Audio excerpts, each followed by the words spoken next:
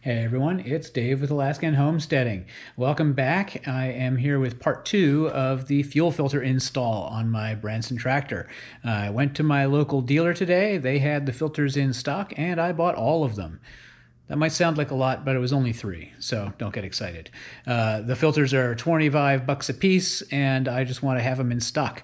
So now I have them. Anyway, thanks to White Spruce in Wasilla.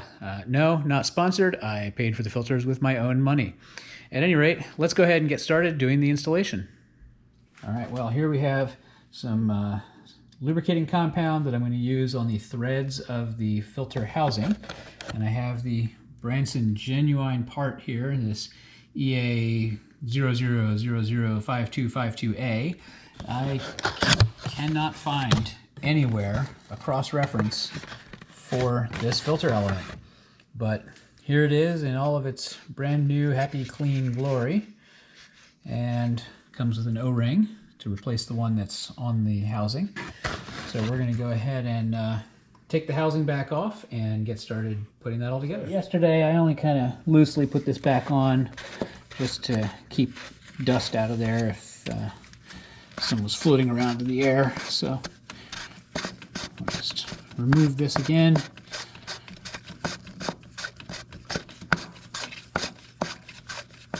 You know, when you can only turn it 1/8 of a turn at a time, it feels like it takes forever to take it off.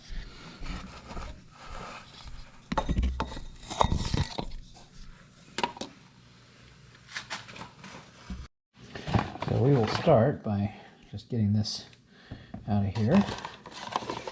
Got our fresh O-ring. Got our old O-ring, which hopefully I can easily remove. Yeah. Looks like I might need to grab a little pick or something to pull that off. A little pick on here. Just like magic. It comes right off. No problem. And so what I want to do is use a little bit of this stuff to help lubricate these threads, make this a little easier to assemble and disassemble. So I'm just going to put a little bit on here.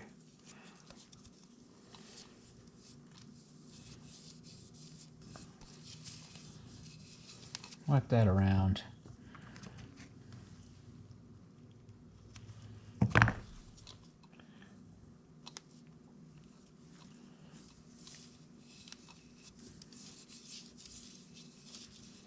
Now, note, we're not going to get this inside the filter housing. Being careful just to get it on the threads. And we'll put some on the new O-ring on here as well.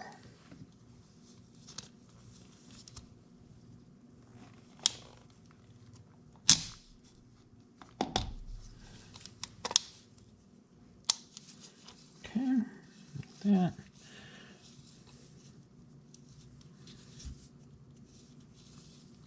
So that's nice and lubricated.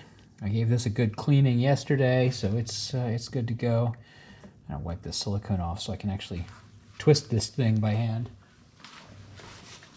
If there's silicone all over this housing, I'm not going to be able to turn it. All right.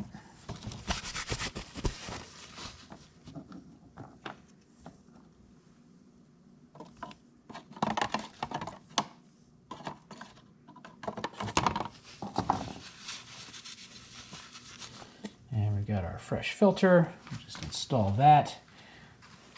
And this should be pretty straightforward. All I really think is it should just go up inside here like where the old one was.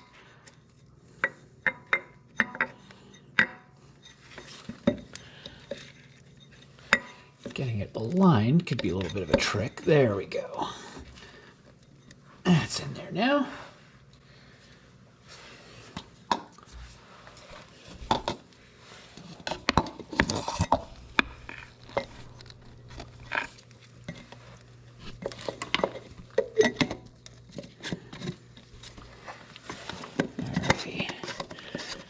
This threaded in,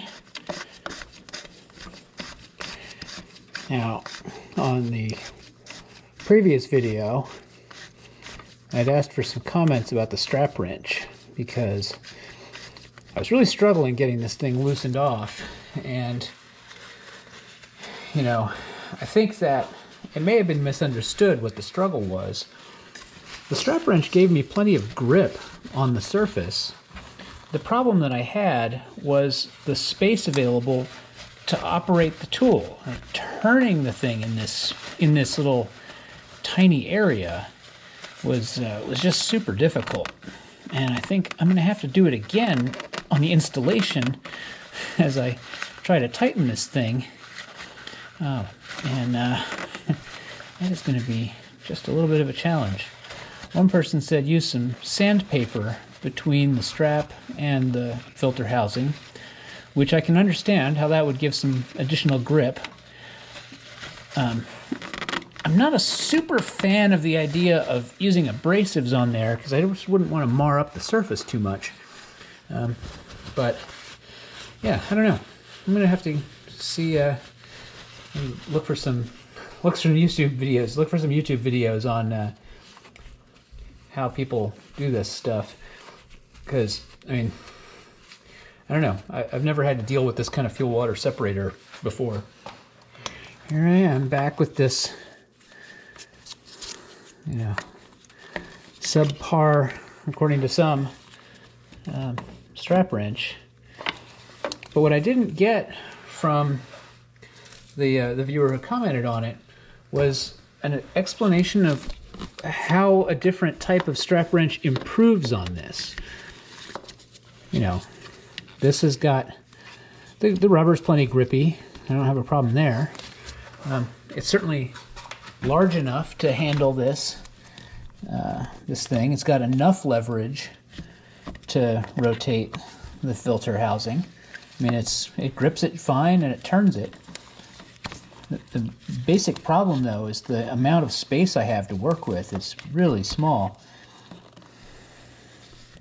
So in the angle, when I was trying to move it, it was just really difficult.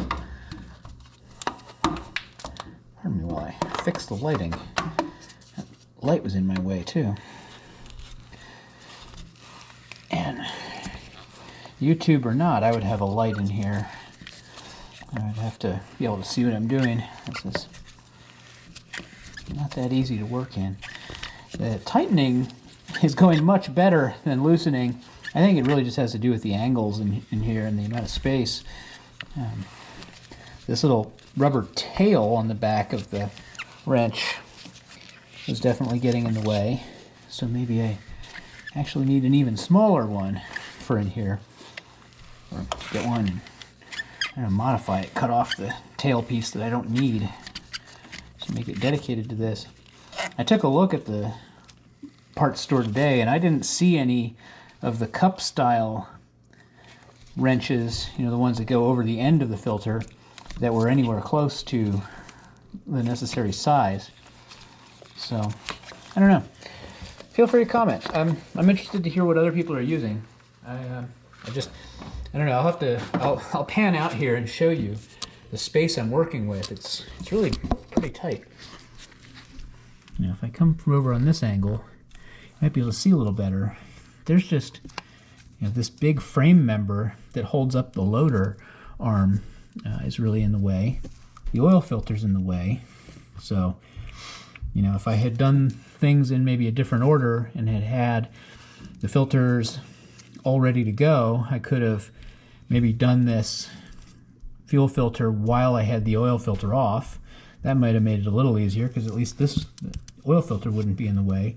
That's probably what I'll do next time, because most likely I'm just going to bundle these services together every time. You know, do this every 50 to 100 hours. You know, I don't know how much use I'm going to get every year out of this tractor, but the way I see it, there is just no such thing as too many oil changes and too many filter changes. The better care you take of the engine, the longer it will last, and filtration is absolutely critical. All right, well, let's try and get this filter housing primed and see how long that takes. That should be interesting. So there's a big button up here on top that's like a manual pump that is supposed to draw fuel from the fuel line and use that to fill the filter housing. So far I'm not getting anything. I may need to... Oh, there we go. I did get some fuel. Look at that. That's working better than I thought it would. They have these on most diesel trucks that I'm aware of. There's a priming button. On my Duramax, we actually deleted the built-in filter housing and priming button, and now all I have to do to prime it is I use the lift pump, and that works just fine. So this is doing pretty well. I think I'm going to want to loosen off the bleeder screw on top. Make sure I get all the air out as I fill this up. Gotta grab a screwdriver. Alright. Got my screwdriver.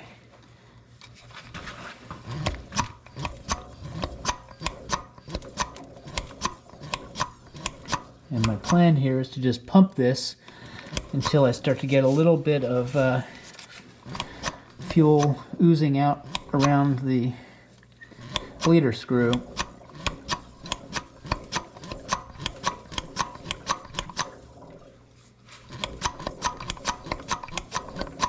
I've been warned that you really don't want to let air get into the injection pump, so I'm going to do my best not to let that happen. I'm starting to get some resistance on this now.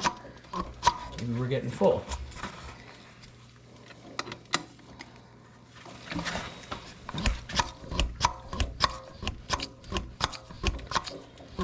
Yeah, and I can hear gurgling inside the fuel tank, I think, on the other side of the tractor as I push this button.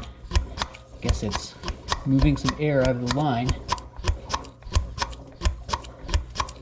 as it creates that little bit of vacuum.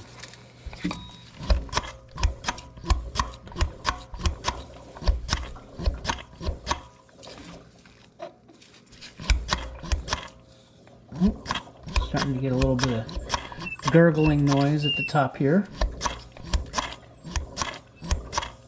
Maybe that's a sign that we're pushing out all the air.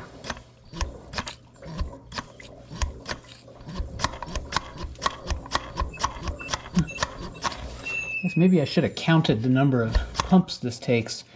That's quite a bit.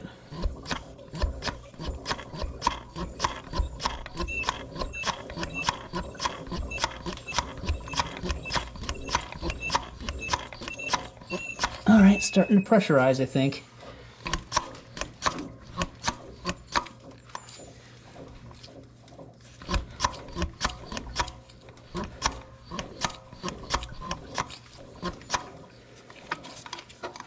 Tighten that screw down a bit. Keep pumping and see what happens.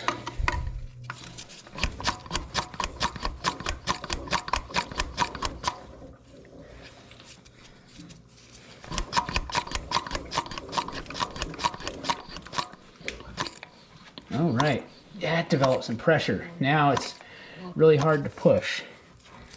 Let's open the top and see if we get a little dribble. Because I did when I was emptying this.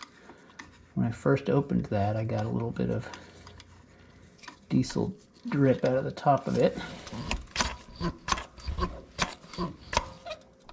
Nothing yet.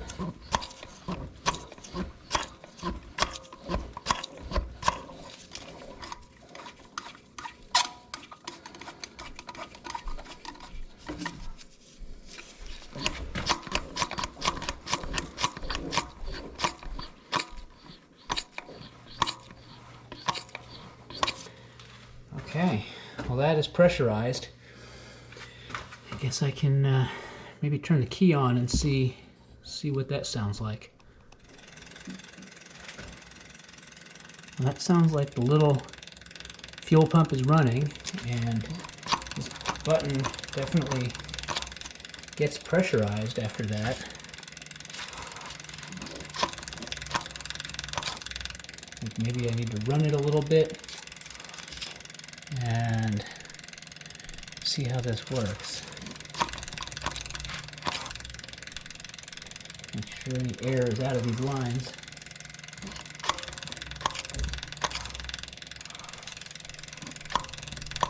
And then I've got to hook up a hose to my exhaust pipe so I can start this. And I want to fill my garage with diesel fumes. Okay, that sounds pretty promising. What I did the last time I started this in here was I just ran this vacuum cleaner hose out the garage door and hooked it up the other end through the exhaust pipe. And it's, you know, not a super strong fit or anything, but it sat there and it directed the worst of the diesel smoke outside. Let's see how that goes.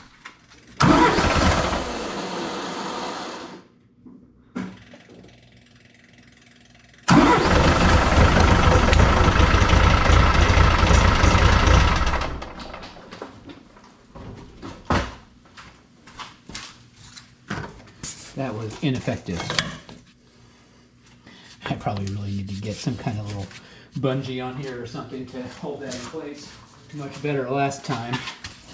That was disappointing. Now my garage smells like diesel exhaust. I do not really like that.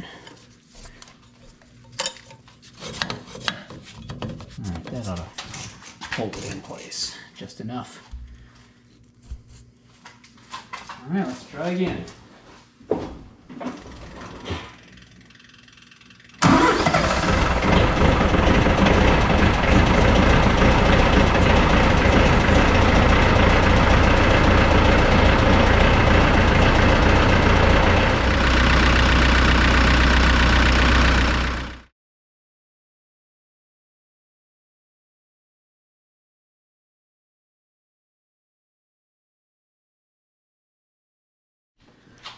The other thing I want to do is put in some diesel injector cleaner.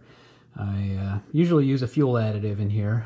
The fuel that's in this tank right now doesn't really have an additive, so I'm going to treat it with this AMSOIL product. I've never used it before. I'm not endorsing it, and this isn't a sponsored thing. I'm just looking at what this thing might do to help keep the tractor running a little healthier. I do definitely believe in diesel additives. I use them on my pickup, and I do see improved fuel mileage. I used to regard fuel additives and things like that as total snake oil, but with diesel it does seem to make an actual difference. So I'm going to go ahead and use a product in here. And this tank is 12 gallons. This ratio here, fuel volume 10 gallons, will take 4 ounces for a cleanup dosage. So we'll go ahead and measure that out and put that in, and then we'll top up the tank. Got my cheap little measurer. I always keep a couple of these around, these little glass things, so I can measure my fuel mixtures for this, for my chainsaw, for really anything else that I want to do a fuel measurement, ratio measurement on an additive or oil or whatever for the mixed fuel. All right, 4 ounces. We're gonna go big on this and make sure we get a good effect out of this product, hopefully. As I said, I've never used it before, but people do seem to regard the AMSOIL products pretty well, and I'm gonna go ahead and trust in that, and hopefully we'll have a good result.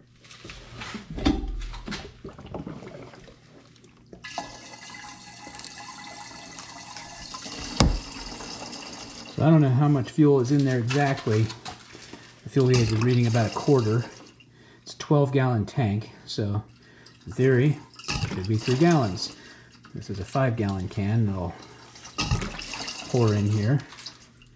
Oh, this is just laborious. I do hate these gas cans and their awful, awful government fuel nozzles. These things make more of a mess. They don't solve any real problem.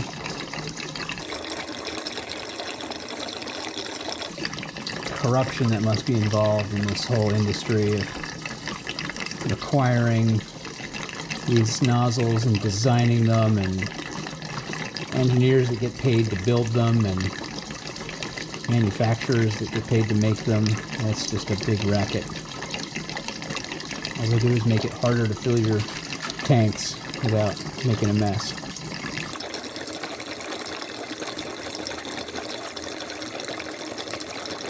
Got to stand here twice as long holding this can. I know some of you are probably screaming, well, why don't you go out and fill it up at your little fuel station you made, that nice diesel storage tank and a nice pump and everything. Well, because it's cold, and I'm wearing, my house slippers here. I'm not going outside. No chance. I'm going to stay inside where it's warm and work on this in the garage. So that's okay. It gives me an opportunity to cycle out fuel from these little yellow cans, and I can refill them with fresh fuel. It's good to cycle through this stuff anyway. And that diesel storage tank that I've got out there that I filled up, that's my backup supply for the winter, just in case prices get crazy again. I don't know how many of you followed it, but there was the period of time where they were reporting, diesel shortages and a 25-day supply and all those things. And it's like I said before I got that tank, and when I made the first video about it, I'm just getting ready, being prepared for what's coming. I suggest everybody do likewise. If you have the means, prepare yourself, because this election has not changed things too terribly much. Again, I'm not going to get into the politics of it. I don't really want this channel to be about that, and mostly get into politics on any of these things and you end up alienating half your viewers anyway, because the country's so split. So I'm going to leave it at that.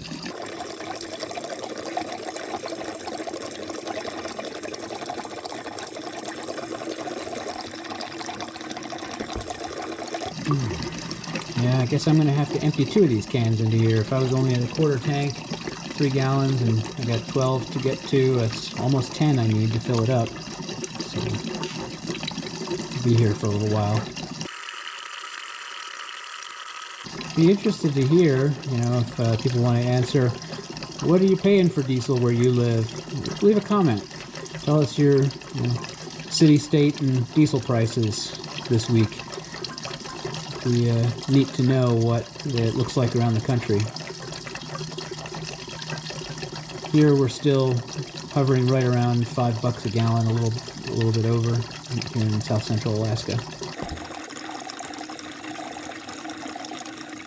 And what are people doing to economize on fuel? I mean, are you driving less? I know I am. I'm combining a lot of trips when I wouldn't have before. Probably the way I conducted myself before the economic issues presented themselves was a little on the wasteful side. Might go drive half an hour to Home Depot to buy a bolt and drive back if I really needed it to finish a project. Now I'm just going to defer the project and wait until I have more driving to do. Go get groceries and a bolt and a fuel filter and, so on and so forth. So what are you doing to save on fuel? All right, well, that's 5 gallons in.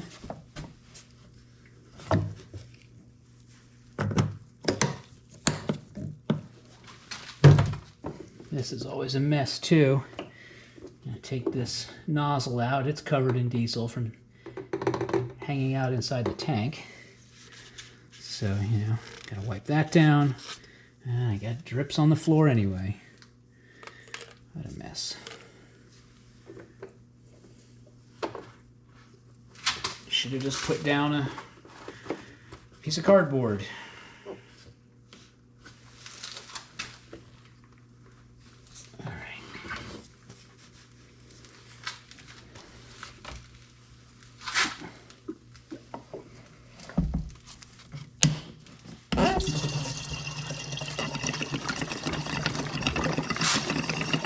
And of course, you never usually buy more than one fuel can at a time.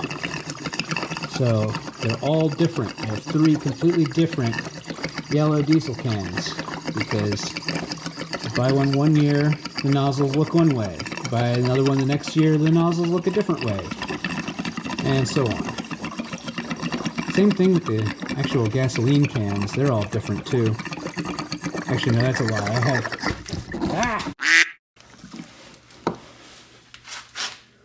See what I mean? These things, they don't spring shut when they're supposed to.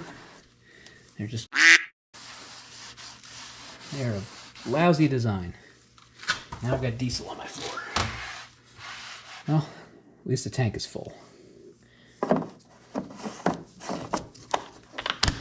Okay, that is going to wrap it up for tonight. I got my fuel filter changed, which is great. I managed to spill some diesel on the floor, which is not great, but that'll get cleaned up. That's fine. At any rate, thanks so much for watching. I hope you're enjoying this content and finding it at least entertaining, if not informative. If you have questions about what I'm doing with the tractor, or want to know more about the maintenance procedures, feel free to ask. I'm not an expert, but I will do my best to answer you. And if you have comments or see something that I'm doing that you think I can improve on, go ahead and comment on that as well.